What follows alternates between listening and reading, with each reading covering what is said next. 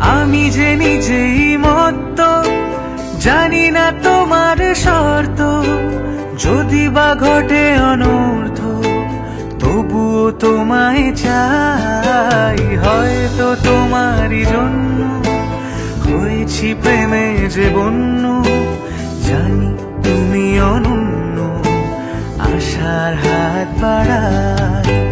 যদি কখনো একান্তে চেয়েছি তোমায় জানতে, শুরু থেকে শেষ প্রান্তে ছুটে ছুটে গেছি তাই।